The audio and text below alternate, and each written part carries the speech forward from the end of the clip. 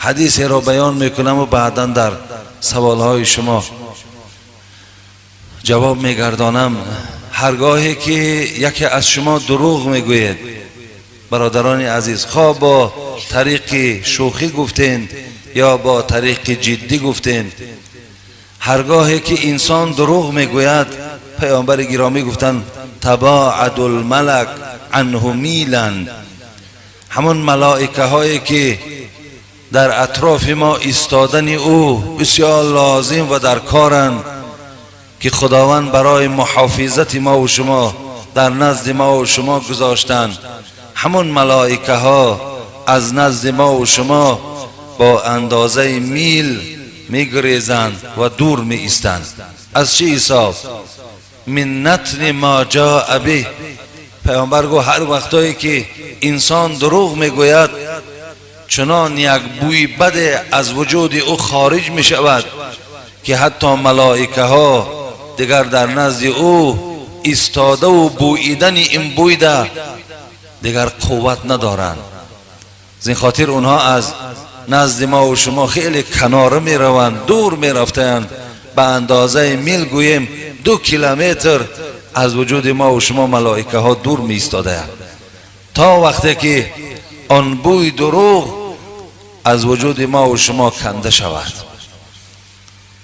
پس این حدیث هم بیانگری اوست که برادری عزیز، اگرچه دروغگو هم باشه برادر مایی، اگرچه دروغگو هم باشه مؤمن و مسلمانی، ولی کوشش کن که این ملائکه هایی که خدای مهربان از روی مهربانی برای محافظت ما داد که تا که جین ها برای ما ضرر نرسانند، اینها را از وجود خودت دور نگردانی.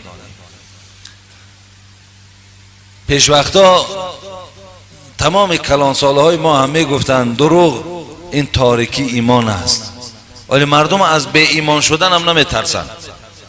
کجا گویم که وقتی که دروغ تاریکی ایمان باشد، انسان ها برای یک تاریکی ایمان دروغ بودن زبانشان از دروغ گفتن نگه می داشتن.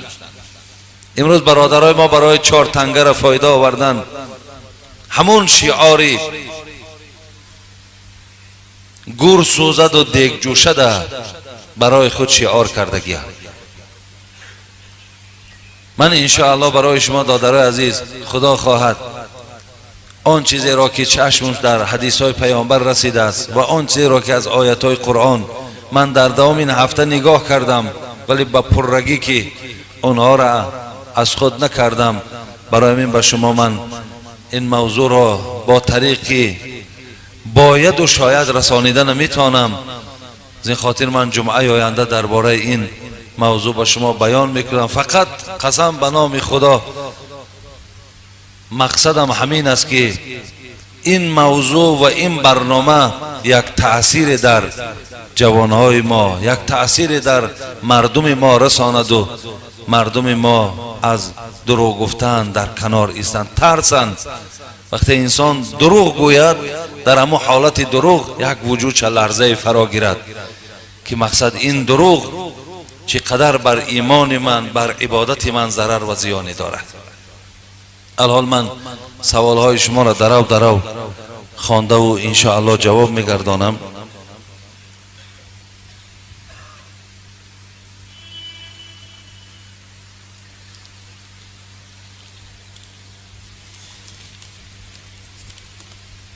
من چند بار گفتم خواهر و برادرای عزیز که سوالها را با طریق مختصر نویسید، با طریق مختصر، همون چیزی که خواهشت هست همون سوال نویس، سلام در بالا نویس بس. دیگر چیزی در داخل او چه برای حق ما باشد چه برای یگان چیز دیگر باشد، من از شما راضی برادر عزیز. ما شاید تا اندازه‌ای که برادرای ما و خواهرای ما در مکتوب در حق ما سخنهای نیک می نویسند، میلش ما هم در حق شما خیرخواه هستیم. خداوند شما را هم همیشه بی درد و بی غم نگه دارد. ولی باز دویم بار تاکید میکنم خواهرها و مادرها و دادرها که سوالاتون با طریق مختصر باشه. سوالات بس دیگر چیز زیادتی در او داخل نکن. خب اکای حاجی مرزاباد، از این میخواهم که روزی خواهری 18 ساله‌ای در نیمه راه مانده اد را خوانده مدتی بی‌غرضانه خود را دریغ نداشته بر من مصلحت خوبی خدا ترسیدی. من در 15-16 سالگیم با دختری بیراهه شناس شده دوگانه شدم.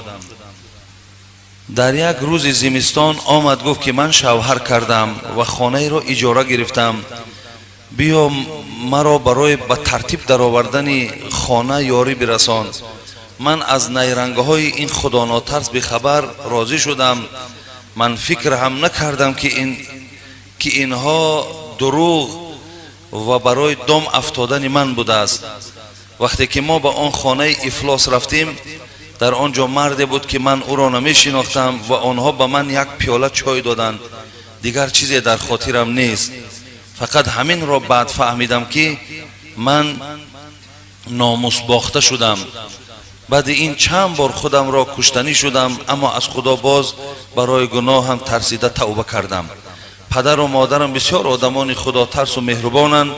آنها ما را بخشیدند و همیشه نصیحت میکنند که در دنیا تو تنها نیستی، از خداوند بزرگ و مهربان بخشش پرس، البته گناهایی که تو از بیعقلی کرده ای میبخشد و البته در بخت تو گشاده می شود. از این بیعقلی های من 1 سال زیاد گذشت، اما هیچ من به خود نمی آیم. همیشه فکرهای بد مرا دنبالگیری میکند. برای همین از شما مصلحت میپرسم چی کار کنم؟ من حاضر راضی هستم جوانمرد یافت شود، بگذار کلان سال هم باشد یا زن دویم هم شوم. اگر مرد مرا نیمراه کردنی نباشد، به شوهر برایم.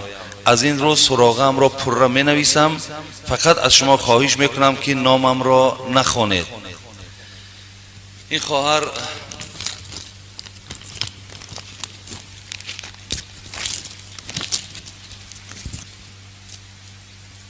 خواهر چگونه ای که در این مکتوب سراغش هم نویسانده است و رقم‌های تلفنش هم نویسانده است و دختری که بودنش هم نویسانده است، حالش معلوم. اگر همچنان باشد خواهری عزیز، امروز بله بدبختای ما زیادن، چه از زنها و چه از مردها، به هر راه میخواهند که البته مردم را در یک بدبختی و بیناموسی و دیوسی کشند. ولی من از این حالت استفاده برده دادرای عزیز و خواهرای مهربان برای شما اینقدر گفتنیم: به هر یک آدم بیراه و خدازده شما رفیق و دوست نشوید.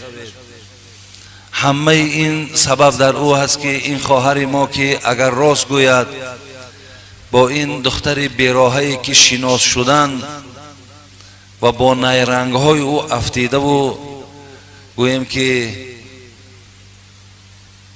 در حیات خود یک داغی گذاشتن. ببینین دختری که انشاءالله اگر در همون عفت و در همون آبروی خود قرار می گرفت، 10 انسان نزد دروازه اینها برای خواستگاری می آمد. امروز که دیگر دروازه بالای این خواهر ما پوشیده می شود، خواستگارها دیگر سراغ نمی آیند.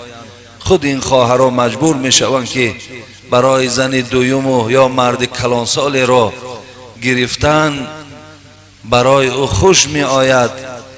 ببین همه این سبب در چی؟ سبب در این که دوگانه ناخوبه. برادرای عزیز و خیلی مهربان، شما هم بالای دختراتان نظارت داشته باشید.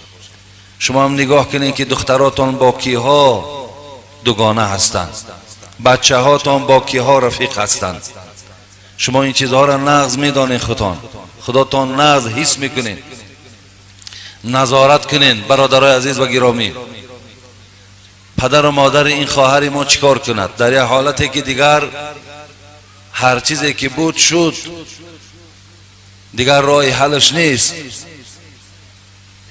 بعضی از خواهرای ما تا اندازه شدن که امروز می آیند برای ما بیان میکنن که داملا مقصد ما در همین حیات فریب خوردیم، دستی به زنا زدیم. امروز امکانیت داریم که خودمان با دختری کته کرده و با در یک جوان تسلیم کنیم. در این چی شما مصلحت میتید؟